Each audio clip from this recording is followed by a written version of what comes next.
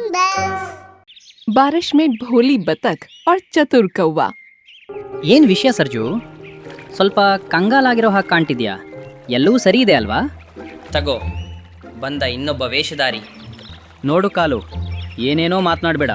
ನಾನು ನಿನ್ನ ಜೊತೆ ಎಂಥ ಕೆಟ್ಟದ್ದು ಮಾಡಿದ್ದೇನೆ, ನೀನು ನನ್ನನ್ನು ವೇಷಧಾರಿ ಅಂತ ಕರೀತಿದ್ಯಾ? ವೇಷಧಾರಿ ಅಂತ ಹೇಳ್ದೆ ಇನ್ನೇನು ಹೇಳಲಿ? ಗೌರಿ ಕಾಗೆ, ನೀನೇ ಹೇಳು. ಇವತ್ತಿನವರೆಗೆ ಯಾವನಾದರೂ ಕೋಬ್ರಾ ಯಾರದ್ದಾದರೂ ಸ್ವಂತ ಆಗಿದ್ದಾನಾ? ಚೆನ್ನಾಗಿ ಅರ್ಥ ಆಗ್ತಿದೆ ನನಗೆ ಈ ಕೋಬ್ರಾನ ಆಟ. ಮೊದಲು ಸಿಹಿ ಸಿಹಿ ಮಾತುಗಳನ್ನಾಡಿ ಪಕ್ಷಿಗಳನ್ನು ತನ್ನ ಬಲೆಯಲ್ಲಿ ಬೀಳಿಸಿಕೊಳ್ತಾನೆ. ಆಮೇಲೆ ನೋಡು, ಅವಕಾಶ ಸಿಕ್ಕಾಗ ಇದೇ ಪಕ್ಷಿಗಳ ಮೊಟ್ಟೆಗಳನ್ನು ಗುಳುಂ ಮಾಡ್ತಾನೆ ಇವನು. ಕಳೆದ ಹಲವು ದಿನಗಳಿಂದ ಕಾಡಿನಲ್ಲಿ ಸುಡುತ್ತಿರುವ ಭೀಕರ ಬಿಸಿಲಿನಿಂದ ಕಾಡಿನ ಎಲ್ಲ ಪಕ್ಷಿಗಳು ಮತ್ತು ಪ್ರಾಣಿಗಳು ತುಂಬಾ ಕಂಗಾಲಾಗಿದ್ದವು. ಪ್ರತಿ ಪಕ್ಷಿಯ ಮನಸ್ಸಿನಲ್ಲೂ ಒಂದೇ ಆಸೆ ಇತ್ತು, ಅದೇನೆಂದರೆ ಒಮ್ಮೆ ಬಿರುಸಿನ ಮಳೆಯಾದರೆ ಸ್ವಲ್ಪ ನೆಮ್ಮದಿ ಸಿಗಬಹುದು ಅಂತ. ಇದೇ ಕಾಡಿನಲ್ಲಿ ಒಂದು ಪುಟ್ಟ ಕೆರೆ ಇತ್ತು. ಅದರಲ್ಲಿ ವಾಸಿಸುತ್ತಿದ್ದಳು ಸರಜು ಬಾತುಕೋಳಿ. ಅವಳು ಕೆಲವು ದಿನಗಳ ಹಿಂದೆಯಷ್ಟೇ ಕೆರೆಯ ದಡದಲ್ಲಿದ್ದ ಒಂದು ದೊಡ್ಡ ಅರಳಿ ಮರದ ಕೆಳಗಿದ್ದ ದಟ್ಟವಾದ ಪೊದೆಗಳಲ್ಲಿ ಮೊಟ್ಟೆಗಳನ್ನು ಇಟ್ಟಿದ್ದಳು. ಹೇ ಭಗವಂತ, ಎಷ್ಟೊಂದು ಬಿಸಿಲಪ್ಪ! ನಾನು ಹೇಗೋ ಈ ಬಿಸಿಲಿನಿಂದ ಪಾರಾಗಲು ಕೆರೆಯ ನೀರಿನಲ್ಲಿ ಮುಳುಗಿ ಏಳುತ್ತೇನೆ. ಆದರೆ ನನಗೆ ಪಾಪ ಅನ್ನಿಸ್ತಿರೋದು ಕಾಡಿನ ಬೇರೆ ಪಕ್ಷಿಗಳ ಬಗ್ಗೆ. ಆ ಪಾಪದ ಜೀವಿಗಳು ಈ ಬಿಸಿಲಿನಲ್ಲಿ ಬೇಯಲು ಒದ್ದಾಡುತ್ತಿವೆ. ಸರ್ಜು, ನೀನು ಕಾಡಿನ ಬೇರೆ ಪಕ್ಷಿಗಳ ಬಗ್ಗೆ ಅಷ್ಟು ಚಿಂತೆ ಮಾಡೋ ಅಗತ್ಯ ಇಲ್ಲ. ನೀನು ಕೇವಲ ನಿನ್ನ ಬಗ್ಗೆ ಮಾತ್ರ ಯೋಚಿಸು. ನೀನಂತೂ ದಿನಕ್ಕೆ 4 ಬಾರಿ ನೀರಿನಲ್ಲಿ ಮುಳುಗಿ ಏಳುತ್ತೀಯ ಮತ್ತು ಕಾಡಿನ ಬೇರೆ ಪಕ್ಷಿಗಳ ಒಳಿತನ್ನು ಬಯಸೋ ಸುಳ್ಳು ನಾಟಕ ಆಡ್ತೀಯ. ಬಂದ್ಬಿಟ್ಲು ಮಹಾ ಬೇರೆ ಪಕ್ಷಿಗಳ ಬಗ್ಗೆ ಚಿಂತೆ ಮಾಡೋಳು. ನೋಡು ಕಾಲು, ನಿನ್ನ ಹೆಸರಿನ ಹಾಗೆ ನಿನ್ನ ಬಣ್ಣ ಕೂಡ ಇದೆ. ಮತ್ತು ಅದಕ್ಕಿಂತಲೂ ಕಪ್ಪಾಗಿದೆ ನಿನ್ನ ಮನಸ್ಸು. ನಿನಗೇನನ್ಸುತ್ತೆ? ಕಾಡಿನ ಬೇರೆ ಪಕ್ಷಿಗಳು ಕೂಡ ನಿನ್ನ ಹಾಗೆ ಕೇವಲ ತಮ್ಮ ಬಗ್ಗೆ ಮಾತ್ರನೇ ಯೋಚಿಸುತ್ತವೆ ಅಂತಾನಾ? ಏ ಸರ್ಜು, ಬಂದ್ಯಾ ನಿನ್ನ ಅಸಲಿ ರೂಪಕ್ಕೆ? ಕೊನೆಗೂ ಕಪ್ಪು ಬಿಳುಪು ಅನ್ನೋ ಮಾತನ್ನು ನೀನು ಹೇಳೇ ಬಿಟ್ಟೆ. ನಿನ್ನ ಬಣ್ಣದ ಬಗ್ಗೆ ಅಷ್ಟೊಂದು ಅಹಂಕಾರ ಪಡಬೇಡ, ಮರಿಬೇಡ. ಮೊಟ್ಟೆ ಇಡೋದಕ್ಕೆ ನೀನು ಕೂಡ ಗೂಡನ್ನು ಮರದ ಪಕ್ಕದಲ್ಲೇ ಮಾಡಬೇಕಾಗುತ್ತೆ. ಬಾತುಕೋಳಿ ಸರಜುಗೆ ಕಾಲುನಿನ ಮಾತುಗಳು ಸ್ವಲ್ಪವೂ ಇಷ್ಟವಾಗುತ್ತಿರಲಿಲ್ಲ. ಹಾಗಾಗಿ ಅವಳು ಕಾಲುನಿಂದ ಮುಖ ತಿರುಗಿಸಿ ತನ್ನ ಮೊಟ್ಟೆಗಳನ್ನು ಸವರಿಕೊಳ್ಳಲು ಶುರು ಮಾಡುತ್ತಾಳೆ.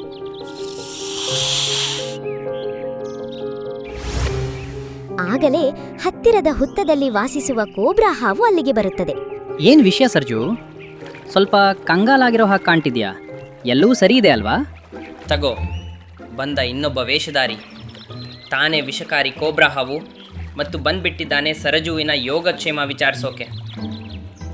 ನೋಡು ಕಾಲು, ಏನೇನೋ ಮಾತನಾಡಬೇಡ. ನಾನು ನಿನ್ನ ಜೊತೆ ಎಂಥ ಕೆಟ್ಟದ್ದು ಮಾಡಿದ್ದೇನೆ, ನೀನು ನನ್ನನ್ನು ವೇಷಧಾರಿ ಅಂತ ಕರೀತಿದ್ಯಾ? ವೇಷಧಾರಿ ಅಂತ ಹೇಳ್ದೆ ಇನ್ನೇನು ಹೇಳಲಿ? ಗೌರಿ ಕಾಗೆ, ನೀನೇ ಹೇಳು. ಇವತ್ತಿನವರೆಗೆ ಯಾವನಾದರೂ ಕೋಬ್ರಾ ಯಾರದ್ದಾದರೂ ಸ್ವಂತ ಆಗಿದ್ದಾನಾ? ಚೆನ್ನಾಗಿ ಅರ್ಥ ಆಗ್ತಿದೆ ನನಗೆ ಈ ಕೋಬ್ರಾನ ಆಟ. ಮೊದಲು ಸಿಹಿ ಸಿಹಿ ಮಾತುಗಳನ್ನಾಡಿ ಪಕ್ಷಿಗಳನ್ನು ತನ್ನ ಬಲೆಯಲ್ಲಿ ಬೀಳಿಸಿಕೊಳ್ತಾನೆ. ಆಮೇಲೆ ನೋಡು, ಅವಕಾಶ ಸಿಕ್ಕಾಗ ಇದೇ ಪಕ್ಷಿಗಳ ಮೊಟ್ಟೆಗಳನ್ನು ಗುಳುಂ ಮಾಡ್ತಾನೆ ಇವನು. ಖಂಡಿತ ಸರಿಯಾಗಿ ಹೇಳ್ತಿದ್ದೀರಾ ಕಾಲುಜಿ. ಅಯ್ಯೋ ದೇವ್ರೆ, ಇಷ್ಟೊಂದು ವಿಷಕಾರಿ ಹಾವು ಮತ್ತು ಮಾತು ನೋಡು, ಎಷ್ಟು ದೊಡ್ಡದಾಗಿ ಆಡ್ತಿದ್ದಾನೆ ಅಂದರೆ ಯಾರಾದರೂ ಸಾಧು ಸಂತನ ಹಾಗೆ. ಸರ್ಜು ಅಕ್ಕ, ಬೇಜಾರು ಮಾಡ್ಕೋಬೇಡ. ಹಾಗೆ ನೋಡಿದ್ರೆ ನೀನು ತುಂಬ ಬುದ್ಧಿವಂತೆ ಅಂತ ತಿರುಗಾಡ್ತೀಯಾ. ಆದರೆ ಈ ಕೋಬ್ರಾ ಹುತ್ತದ ಹತ್ತಿರ ನಿನ್ನ ಗೂಡು ಕಟ್ಟುವಾಗ ನಿನ್ನ ಮನಸ್ಸು ನಡುಗಲಿಲ್ವಾ? ಭಗವಂತ ಹಾಗೆ ಮಾಡದಿರ್ಲಿ. ನಾಳೆ ಇವನ ಕೆಟ್ಟ ಕಣ್ಣು ನಿನ್ನ ಮಕ್ಕಳ ಮೇಲೆ ಬಿದ್ದರೆ ಏನ್ ಮಾಡ್ತೀಯ ನೀನು? ಕಾಲು ಮತ್ತು ಗೌರಿಯ ಮಾತು ಕೇಳಿ ಈಗ ಸರಜುಗೂ ಕೂಡ ಕೋಬ್ರಾ ಹುತ್ತದ ಹತ್ತಿರ ಮೊಟ್ಟೆಯಿಟ್ಟ ತನ್ನ ನಿರ್ಧಾರದ ಬಗ್ಗೆ ಅನುಮಾನ ಶುರುವಾಗುತ್ತದೆ. ಹಾಗೆ ನೋಡಿದ್ರೆ ಕಾಲು ಮತ್ತು ಗೌರಿಯ ಮಾತು ಕೂಡ ಅವರ ಜಾಗದಲ್ಲಿ ಸರಿಯಾಗೇ ಇದೆ. ಒಂದು ವೇಳೆ ನಿಜವಾಗ್ಲೂ ಈ ಕೋಬ್ರಾ ಸಮಯ ನೋಡಿ ನನ್ನ ಮೊಟ್ಟೆಗಳ ಮೇಲೆ ದಾಳಿ ಮಾಡಿದ್ರೆ ನಾನೇನ್ ಮಾಡ್ಲಿ? ಸರ್ಜು, ನೀನು ಕಾಲು ಮತ್ತು ಗೌರಿಯ ಮಾತುಗಳಿಗೆ ತಲೆ ಕೆಡಿಸಿಕೊಳ್ಳಬೇಡ. ನಿನಗೆ ಈ ಕಾಲುನ ಅಭ್ಯಾಸ ಗೊತ್ತಿದಲ್ವಾ? ಇವನು ಎಷ್ಟು ಕಪಟಿಯೋ ಎಲ್ಲರನ್ನೂ ಹಾಗೆ ಅಂದುಕೊಳ್ತಾನೆ. ನೀನು ನನ್ನನ್ನು ನೋಡಿ ಹೆದರುವ ಅಗತ್ಯವಿಲ್ಲ. ಕಾಲು, ಇವತ್ತಂತೂ ನೀನು ನನ್ನ ಬಗ್ಗೆ ಏನೇನೋ ಮಾತುಗಳನ್ನಾಡಿಬಿಟ್ಟೆ. ಆದರೆ ಇನ್ನು ಮುಂದೆ ನೀನು ಯಾವುದೇ ಪಕ್ಷಿಗೆ ನನ್ನ ಬಗ್ಗೆ ಏನಾದ್ರೇನಾದರೂ ಕೆಟ್ಟದಾಗಿ ಹೇಳಿದರೆ ಮರಿಬೇಡ. ನನ್ನ ಹೆಸರು ಕೂಡ ಕೋಬ್ರಾ ಅಂತ, ಮತ್ತು ನನಗೆ ನಿನ್ನ ಗೂಡಿನ ವಿಳಾಸ ತುಂಬ ಚೆನ್ನಾಗೇ ಗೊತ್ತಿದೆ. ಕೋಬ್ರಾ ಹಾವು ಹೆಡೆಬೆಚ್ಚಿ ಅಲ್ಲಿಂದ ತನ್ನ ಹುತ್ತದ ಕಡೆಗೆ ಹೊರಟು ಹೋಗುತ್ತದೆ. ಕೋಬ್ರಾ ಮಾತನ್ನು ಕೇಳಿ ಗೌರಿ ಕಾಗೆ ಜೋರು ಜೋರಾಗಿ ಅಳಲು ಶುರು ಮಾಡುತ್ತಾಳೆ. ಸರ್ಜು, ನಾನ್ ಹೇಳ್ತಿರ್ಲಿಲ್ವಾ ಕಿಂಗ್ ಕೋಬ್ರಾ ಸ್ನೇಹ ಸರಿಯಿಲ್ಲ ಅಂತ? ನೋಡ್ಬಿಟ್ಟೆ ಅಲ್ವಾ? ನಾನು ಕೇವಲ ನಿನ್ನ ಮೊಟ್ಟೆಗಳ ಒಳಿತನ್ನು ಯೋಚಿಸಿ ನಿನಗೆ ಎಚ್ಚರಿಕೆ ಕೊಡ್ತಿದ್ದೆ ಅಷ್ಟೇ.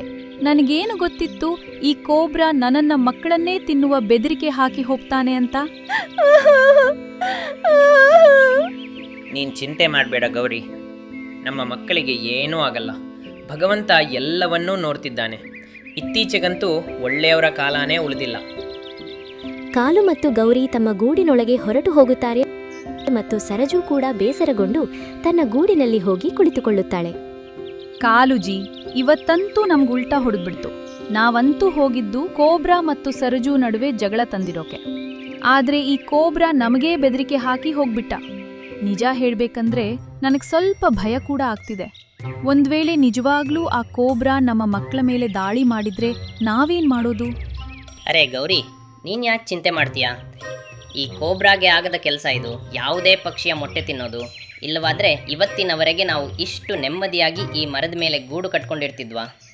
ಕೋಬ್ರಾ ಒಬ್ಬ ಸೀದಾ ಸಾದಾ ಹಾವು. ಅವನು ಎಲ್ಲರ ಜೊತೆ ಬೆರೆತು ಬಾಳಲು ಇಷ್ಟಪಡ್ತಾನೆ. ಅವನು ಬೇರೆ ದುಷ್ಟ ಹಾವುಗಳ ತರಹ ಸ್ವಲ್ಪವೂ ಇಲ್ಲ. ಕೆರೆಯ ದಡದಲ್ಲಿ ವಾಸಿಸುವ ಕಾಲು, ಗೌರಿ, ಸರಜು ಮತ್ತು ಕೋಬ್ರಾ ನಡುವೆ ನಡೆದ ಜಗಳದ ನಂತರ ಈಗ ಯಾರೂ ಕೂಡ ಒಬ್ಬರಿಗೊಬ್ಬರು ಮಾತನಾಡುತ್ತಿರಲಿಲ್ಲ.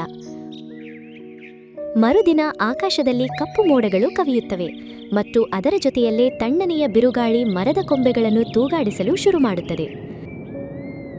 ಅರೆ ವಾಹ್, ಇವತ್ತು ಎಷ್ಟೊಂದು ತಂಪಾದ ವಾತಾವರಣ ಇದೆ. ಇವತ್ತು ಮನಸ್ಸು ತುಂಬಿ ಮಳೆಯಾದ್ರೆ ನಾನು ಕೆರೆಯ ನೀರಿನಲ್ಲಿ ಇಷ್ಟ ಬಂದ ಹಾಗೆ ಕುಣಿಯುತ್ತೇನೆ.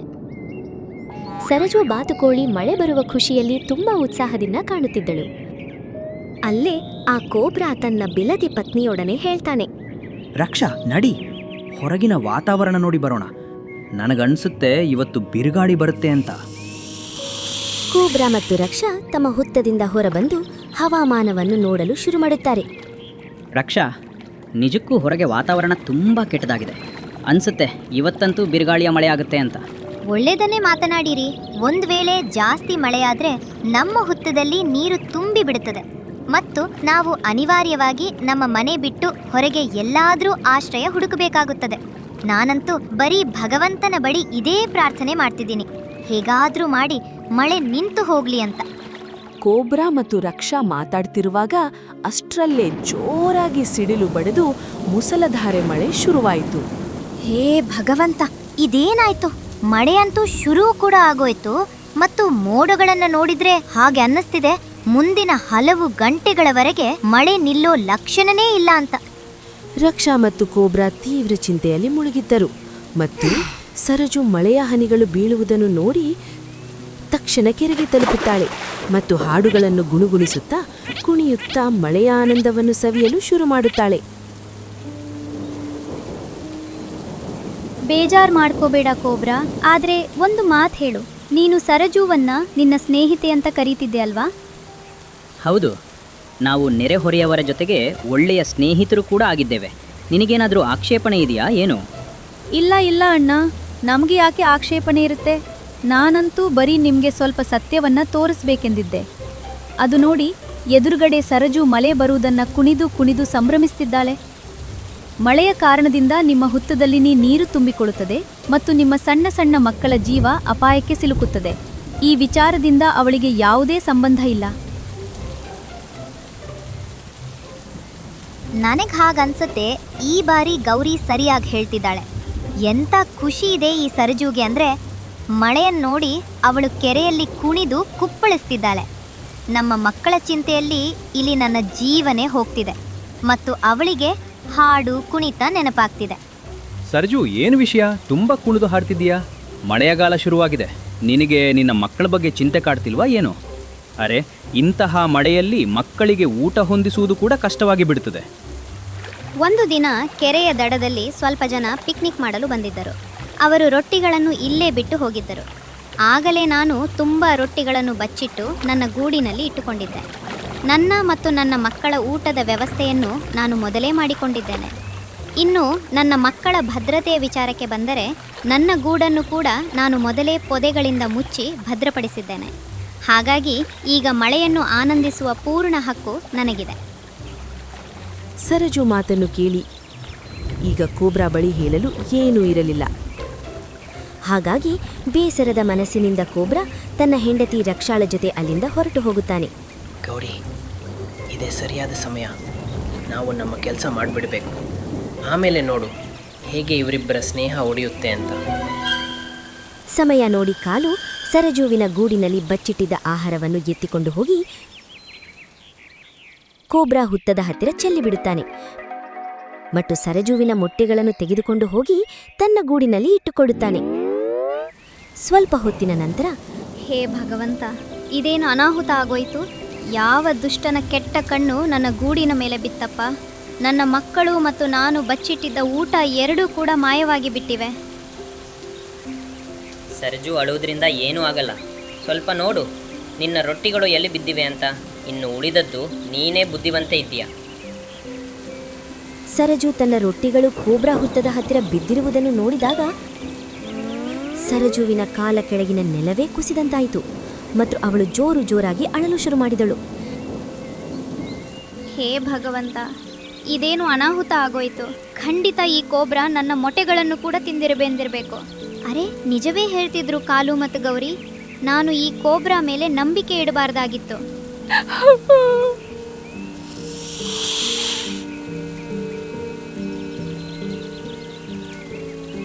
ನೋಡು ಸರ್ಜು, ನನ್ನ ಮೇಲೆ ತಪ್ಪು ಆರೋಪ ಮಾಡಬೇಡ. ನಾನೇ ಸ್ವತಃ ಸುರಕ್ಷಿತ ಜಾಗದ ವ್ಯವಸ್ಥೆ ಮಾಡಲು ಹೋಗಿದ್ದೆ. ಈಗಷ್ಟೇ ಹಿಂದಿರುಗಿದ್ದೇನೆ. ನನಗೇನು ಗೊತ್ತಿಲ್ಲ ಇದೆಲ್ಲ ಹೇಗಾಯಿತು ಅಂತ. ಕೋಬ್ರಾ ತನ್ನ ಮಾತನ್ನು ವಿವರಿಸಲು ಪ್ರಯತ್ನಿಸುತ್ತಿದ್ದಾದರೆ ಸರ್ಜು ಅವನ ಒಂದು ಮಾತನ್ನು ಒಪ್ಪಲು ತಯಾರಿರಲಿಲ್ಲ. ನಾನು ಮಳೆಯಲ್ಲಿ ಕುಣಿಯುವುದನ್ನು ನೋಡಿ ನಿನಗೆ ಅಷ್ಟೊಂದು ಹೊಟ್ಟೆ ಕಿಚ್ಚಾಯ್ತಾ ಕೋಬ್ರಾ? ನೀನು ನನ್ನ ಮಕ್ಕಳನ್ನೇ ನಿನ್ನ ಆಹಾರವನ್ನಾಗಿ ಮಾಡಿಕೊಂಡೆ. ನೋಡ್ತಿರು, ನೀನು ಯಾವತ್ತೂ ಖುಷಿಯಾಗಿರಲು ಸಾಧ್ಯವಿಲ್ಲ. ಇಲ್ಲಿ ಸರಜು ಮತ್ತು ಕೋಬ್ರಾ ನಡುವೆ ಜಗಳ ನಡೆಯುತ್ತಿದ್ದಾಗ ರಕ್ಷಾಳ ಧ್ವನಿ ಕೇಳಿಸುತ್ತದೆ.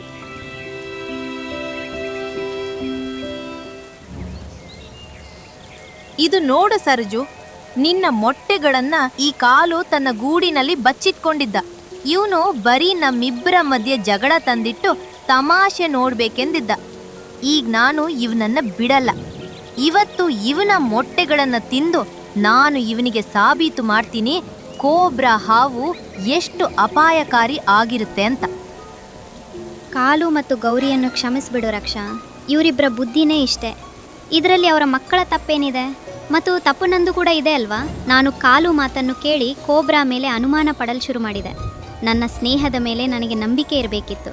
ನನ್ನನ್ನು ಕ್ಷಮಿಸು ಕೋಬ್ರಾ. ನಮ್ಮನ್ನು ಕ್ಷಮಿಸ್ಬಿಡಿ. ನಾವು ಇವತ್ತೇ ನಮ್ಮ ಮಕ್ಕಳ ಜೊತೆ ಇಲ್ಲಿಂದ ಎಲ್ಲಾದರೂ ದೂರ ಹೊರಟು ಹೋಗ್ತೀವಿ. ಇನ್ಮುಂದೆ ಯಾವತ್ತೂ ನಿಮ್ಮ ಜನರಿಗೆ ತೊಂದರೆ ಕೊಡಲ್ಲ. ಗೌರಿ ಕ್ಷಮೆ ಕೇಳಿದಾಗ ರಕ್ಷಾ ಮತ್ತು ಕೋಬ್ರಾ ಅವರನ್ನು ಕ್ಷಮಿಸುತ್ತಾರೆ ಮತ್ತು ಆಮೇಲೆ ಕಾಲು ಮತ್ತು ಗೌರಿ ಆ ಅರಳಿ ಮರವನ್ನು ಬಿಟ್ಟು ಹೋಗಬೇಕಾಗುತ್ತದೆ. ಈ ರೀತಿ ಕಾಲು ಮತ್ತು ಗೌರಿಗೆ ತಾವು ಮಾಡಿದ ತಪ್ಪಿಗೆ ತಕ್ಕ ಶಿಕ್ಷೆ ಸಿಕ್ಕೇ ಬಿಡುತ್ತದೆ. ಸಂಜೀವನ್ ಒಂದು ಸುಂದರವಾದ ಕಾಡು. ಇಲ್ಲಿ ಹಚ್ಚ ಹಸಿರಿನ ಮರಗಳು, ಬೆಟ್ಟ ಹಾಗೂ ಒಂದು ದೊಡ್ಡ ನದಿ ಇತ್ತು. ಆ ನದಿಯಲ್ಲಿ ಸ್ವಲ್ಪ ಬಾತುಕೋಳಿಗಳು ವಾಸ ಮಾಡ್ತಿತ್ತು.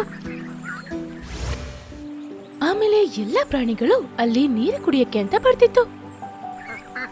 ಆ ಗ್ರೂಪ್ ಅಲ್ಲಿ ಡಕ್ ಮತ್ತೆ ಡ್ರೇಕ್ ಅಂತ ಇಬ್ರು ಇದ್ರು. ಒಂದಿವಸ ಡ್ರೇಕ್ ನದಿ ಆಚೆ ಇರೋ ಅವರ ಗೂಡಲ್ಲಿ 2 ಮೊಟ್ಟೆಗಳನ್ನ ಇತ್ತು. ಡಕ್ ಮತ್ತೆ ಡ್ರೇಕ್ ಅವರ 2 ಮೊಟ್ಟೆಗಳನ್ನ ನೋಡಿ ತುಂಬಾ ಖುಷಿ ಪಡುತ್ತೆ. ಅದನ್ನ ತುಂಬಾ ಚೆನ್ನಾಗಿ ನೋಡ್ಕೊಂಡ್ರು. ಆ ನದಿಯಿಂದ ಸ್ವಲ್ಪ ದೂರದಲ್ಲಿ ಒಂದು ಹಾವು ವಾಸ ಮಾಡ್ತಿತ್ತು. ಆಮೇಲೆ ಅಲ್ಲಿಂದಾನೆ ಪ್ರಾಣಿಗಳನ್ನ ನೋಡ್ತಾ ಇತ್ತು. ಹಾವು ಅವರ ಗೂಡಲ್ಲಿದ್ದ ಆ 2 ಮೊಟ್ಟೆಗಳನ್ನ ನೋಡಿದಾಗ ಅದು ತುಂಬಾ ಖುಷಿ ಪಡುತ್ತೆ. ಅರೆ ವಾ, ಎಷ್ಟು ಒಳ್ಳೆದಾದ ಮೊಟ್ಟೆಗಳಿವೆ. ಅದನ್ನ ತಿನ್ನಕ್ಕೆ ಸಿಕ್ಕಿದ್ರೆ ಮಜಾ ಆಗೋಗುತ್ತೆ. ಈ ಇಬ್ರು ಹೇಗಾದ್ರೂ ಇಲ್ಲಿಂದ ಹೋಗ್ಬೇಕಲ್ಲ. ಸಾಯಂಕಾಲ ಆಗಿದ ತಕ್ಷಣ ಒಂದು ಹದ್ದು ಬಂದು ಆ ನದಿಯಲ್ಲಿ ನೀರು ಕುಡಿತಿತ್ತು. ಆಮೇಲೆ ಆ ಬಾತುಕೋಳಿಗಳ ಗ್ರೂಪ್ ಅಲ್ಲಿ ಬರುತ್ತೆ. ಡಕ್ ಮತ್ತೆ ಡ್ರೇಕ್, ಇದು ನಿಮ್ಮ ಮೊಟ್ಟೆಗಳ? ನಾನು ಈ ಮೊಟ್ಟೆನ ಬೆಳಗ್ಗೆನೆ ಇಟ್ಟೆ. ಹಾ, ಹಾಗಾಗಿ ಬೆಳಿಗ್ಗೆಯಿಂದ ನೀವು ಕೆರೆಯಲ್ಲಿ ಕಾಣಿಸ್ತಾನೇ ಇಲ್ಲ. ಹೌದು, ಇವತ್ ಪೂರ್ತಿ ನಾನು ಇದನ್ನ ನೋಡ್ಕೋತಾ ಇದ್ದೆ. ಅಂದ್ರೆ ಮಧ್ಯಾಹ್ನನೂ ಏನೂ ತಿಂದಿಲ್ವಾ? ಈಗ್ಲೂ ಏನು ತಿನ್ನಲ್ವಾ? ಇಲ್ಲ, ಈಗ ತುಂಬಾ ಹೊಟ್ಟೆ ಹಸಿತಿದೆ. ಆದ್ರೆ ಈ ಮೊಟ್ಟೆಗಳನ್ನ ಬಿಟ್ಟು ಎಲ್ಲಿ ಹೋಗ್ಲಿ? ಅರೆ ಟೆನ್ಷನ್ ಮಾಡಬೇಡ, ಇಲ್ಲಿ ಇವಕ್ಕೆ ಏನೂ ಆಗಲ್ಲ. ನಾವು ತಿಂಡಿ ಸಿಕ್ತಾಗೇನೆ ತಿಂಡಿ ತಿಂದು ರಾತ್ರಿ ಒಳಗೆ ಬರೋಣ ಹಿಂದೆ. ಈ ತರ ಹೇಳಿ ಅವರಿಬ್ರು ಮೊಟ್ಟೆನ ಅಲ್ಲೇ ಬಿಟ್ಟು ಆ ಗ್ರೂಪ್ ಜೊತೆ ಹೋಗ್ತಾರೆ. ಹಾವು ಒಂದ್ ಕಡೆ ಬಚ್ಚಿಟ್ಕೊಂಡು ಅವ್ರು ಹೇಳೋದನ್ನ ಕೇಳಿಸ್ಕೊತಿತ್ತು. ಅವರು ಯಾವಾಗ ಮೊಟ್ಟೆನ ಬಿಟ್ಬಿಟ್ಟು ಹೋಗ್ತಾರೆ ಅಂತ ಅದು ಕಾಯ್ತಿತ್ತು. ಅವರು ದೂರ ಹೋಗಿದ ತಕ್ಷಣ ಹಾವು ಖುಷಿ ಪಡುತ್ತೆ. ಮುಖದಲ್ಲಿ ಒಂದು ಪುಟ್ಟ ನಗು ಮತ್ತು ದುರಾಸೆಯಿಂದ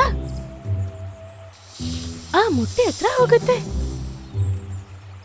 ಅರೆ ವಾ, ಎಷ್ಟು ಚೆನ್ನಾಗಿದೆ ಈ ಮೊಟ್ಟೆಗಳು. ಈ ತರ ಹೇಳಿ ಅದು ಅಲ್ಲಿರೋ ಒಂದು ಮೊಟ್ಟೆನ ತಗೊಳುತ್ತೆ. ಆಹಾಹಾಹಾ, ಇವತ್ತಂತೂ ಲಾಟ್ರಿ ಸಿಕ್ತು.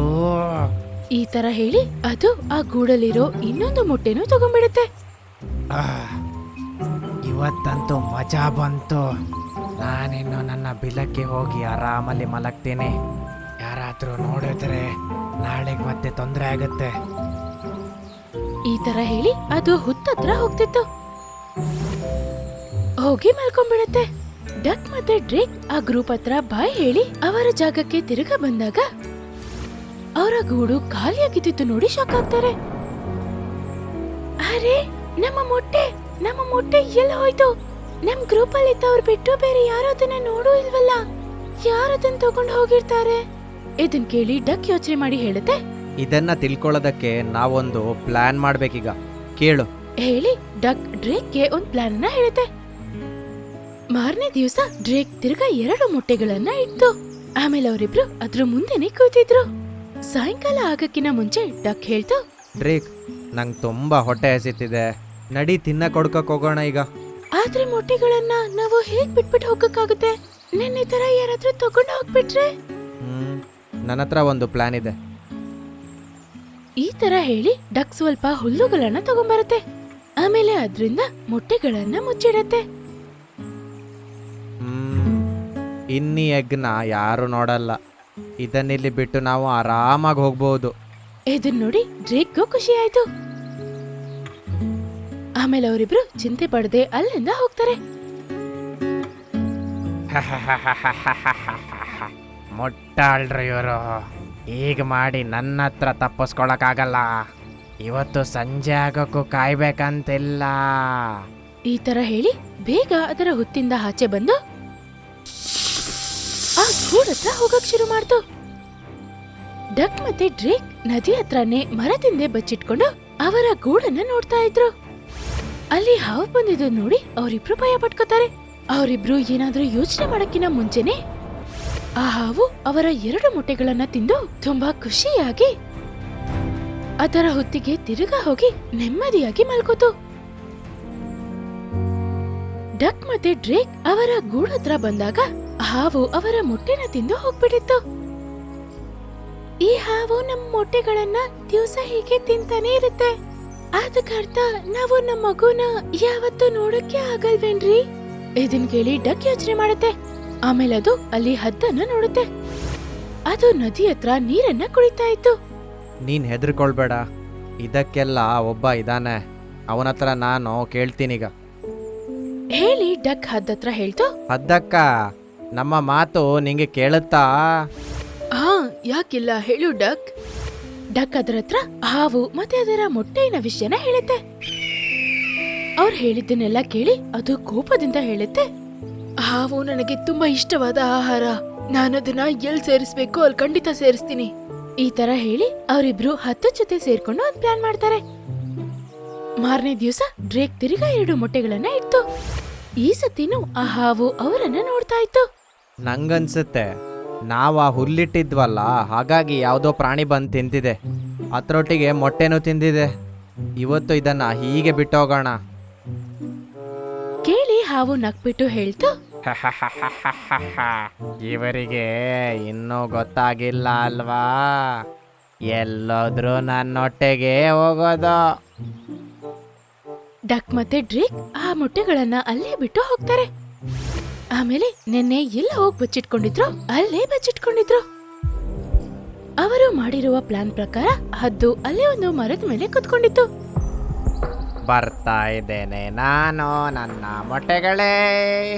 ಈ ತರ ಹೇಳಿ ಹಾವು ಹುತ್ತಿಂದ ಆಚೆ ಬಂದು ಮೊಟ್ಟೆ ಹತ್ರ ಹೋಗ್ತಾ ಇತ್ತು. ಅದು ತುಂಬಾ ಹತ್ರ ಬಂದಾಗ ಅವಾಗ ಹದ್ದು ಸೀದಾ ಮರದ ಮೇಲಿಂದ ಹತ್ರ ಬಂದ್ಬಿಡತ್ತೆ. ಆ ಮೊಟ್ಟೆಗಳನ್ನ ತಿನ್ನಕ್ಕೆ ಅದು ಬಾಯನ್ನು ತೆರೆದಾಗ ಹದ್ದು ಅದನ್ನ ಕಚ್ಬಿಡತ್ತೆ.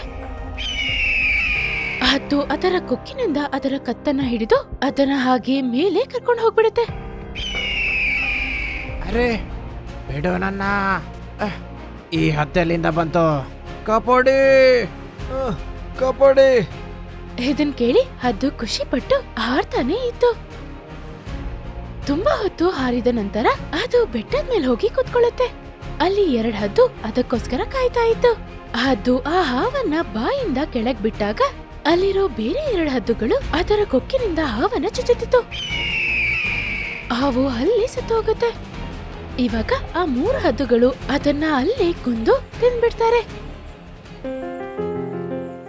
ಇನ್ನೊಂದ್ ಕಡೆ ಡಕ್ ಮತ್ತೆ ಡ್ರೇಕ್ ಅವರ ಮೊಟ್ಟೆ ಸುರಕ್ಷಿತವಾಗಿ ಇರೋದನ್ನ ನೋಡಿ ಖುಷಿ ಪಡ್ತಾರೆ. ಆಮೇಲೆ ಮನಸ್ಸಲ್ಲಿ ಹದ್ದುಗೆ ಧನ್ಯವಾದ ಹೇಳ್ತಾರೆ. ಸ್ವಲ್ಪ ದಿವಸದಲ್ಲಿ ಆ ಮೊಟ್ಟೆಯಿಂದ ಮರಿ ಬರುತ್ತೆ. ಆಮೇಲೆ ಡಕ್ ಮತ್ತೆ ಡ್ರೇಕ್ ಅವರ ಮಕ್ಕಳ ಜೊತೆ ತುಂಬಾ ಖುಷಿಯಾಗಿ ಇದ್ರು.